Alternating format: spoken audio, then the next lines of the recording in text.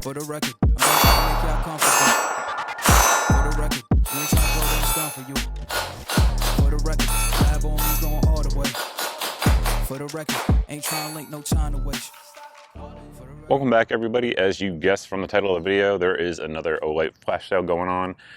Try to get this video up a few hours before it starts. It starts at midnight Eastern Standard Time on the 29th, so I'll try to get it up before that, so that way you guys have time to get over there, because sometimes people complain if I actually release the video later, like at the time of the sale, they can't get to the site or whatever.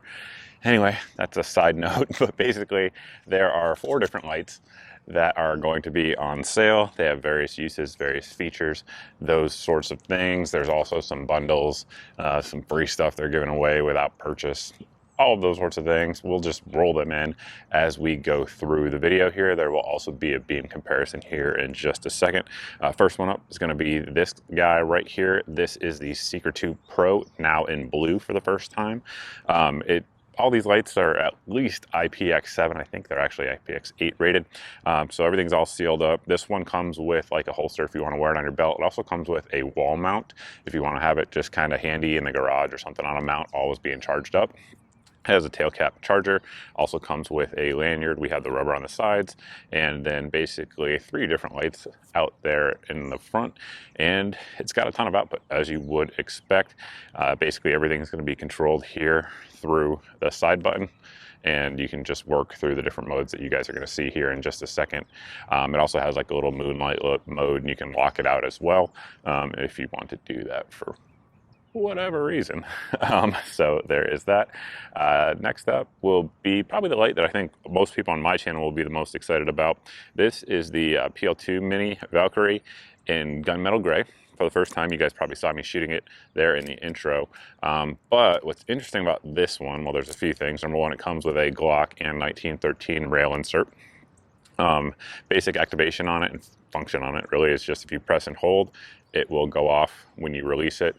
That's the momentary, and if you want constant, you just press down on it like that and then click it to go off. It is rechargeable there on the bottom. Now, when these first came out, there wasn't a lot of companies making holsters for them. There are a good bit now, so plenty of options there for that. Some of the holsters are actually smart in that they incorporate a way to charge it with the gun in the holster, which I think is kind of cool.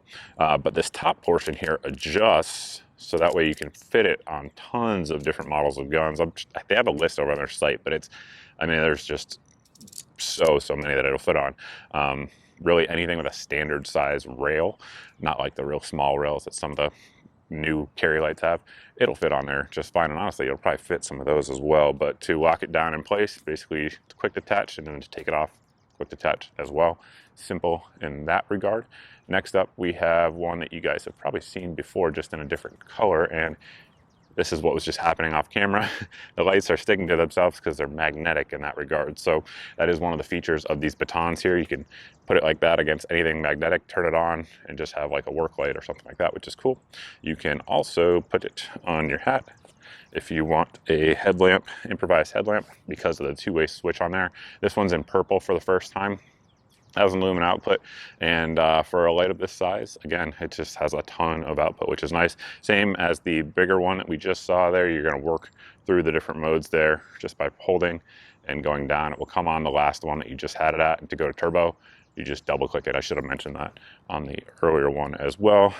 Good grip texture there on it, and again, IPX sealed, charges from the bottom, all of those sorts of things.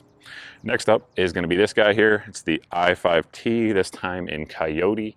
And if Olight's watching, which I kind of doubt, but if they are, I want you guys to make this light, but with a different interface. So the reason I say that is the way it works is you press down the first time and it'll come on low, and then you have to press double click to go to high. I want it to go high, then low, and I think it would be fantastic. Call it the Mr. Guns Gear edition, if you will. That'll probably never happen, but either way, that's how it works. It has our clip here, 2-way clip, just like the baton that you guys just saw. It is removable as well. If you want to remove that clip, you can do so. And then it is charged, or powered rather, by a AA battery, which I think a lot of people like. The size of it is very small, very easily concealable. You know, it would be kind of like the LCP of lights for defensive use if they just reversed that order. So Olight, if you're listening, do that. Regardless of my rant, let's go check out the beam comparison of these different lights. We have our camera set to manual, and basically what you guys are seeing is as close to what I can get to what my human eye sees out here. We have a good bit of lume out here tonight. And the first light we're going to take a look at in terms of beam pattern is going to be the Seeker Pro. So there is the high output coming out of it. As you guys can see, it has a good bit of throw, but also a balanced beam pattern. The spot there where the wood fence meets the iron fence, for folks who are new, is approximately 35 feet away. And those trees there in the background are anywhere from 40 to 50 feet, depending on the actual tree. So we'll kind of work through our modes here and just let you guys see how that looks. So there's our low mode. You can see it's still it's giving you a good bit of situational awareness at this distance. Of course, giving you better battery out life, and then you're going to hold the switch and bump up the mode there and then continue to do so. And then when you want to have that really high output, you just double click it like so. And it's pretty darn bright out here. Again, the camera doesn't really do it justice. It's a bright light for sure. We started out with the biggest light here of the sale, and we're going to go to the smallest one. This is the Baton. And basically, if I double click it, that is the output that you guys see there. The hotspot at this distance, again, about 35 feet there on the fence line, is approximately 12 or 15 feet wide. And you guys can see it has a decent beam pattern there with decent spill as well. And once again, we'll just kind of work through the modes. And there's the low. And if, again, you want to just get all the lumens, all the candela all at once, you just double click it, and that is what you see there. Next up is the PL-2, and I would imagine this is probably going to be the most popular light, at least with my audience. So there is the beam pattern there, as you guys can see it. And again, it's kind of a balanced beam. It's got a hot spot there in the middle at this distance. Again, pretty similar to the last one we just saw, about 12 to 15 feet wide, but it has a balanced pattern overall with a little bit more of an edge than the light we're just looking at, the Baton. So as a comparison for something that a lot of folks may be used to, this right here, oops, if I can turn it on, is the Streamlight TLR7. You guys can see the output there. And then that is the PL-2 over here on the right, TLR7 from Streamlight here. Lastly, we have the I5T, and that is the low mode there as you see it.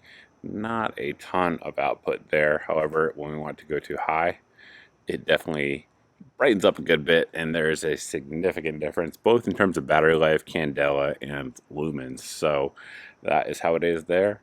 You guys can see how it looks for yourself.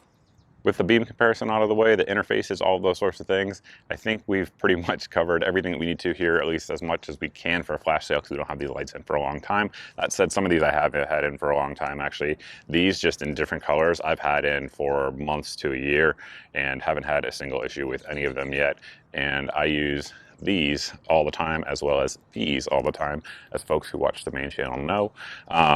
They're proven little lights at this point, in my opinion. Rack Veteran 88, more 8s. Did a torture test of one of these things, like smashing it with a bulldozer, and they're tough little lights for sure. And the price point this one's coming in at with the output right now during the sale is pretty crazy. Anyway, that's enough of my rant. I think I already said it, but links will be down below in the video description. You guys want to pick something up, and that's pretty much it. Thanks for watching. Thanks for subscribing. Thanks for following on Facebook, and we will see all of you in the next video.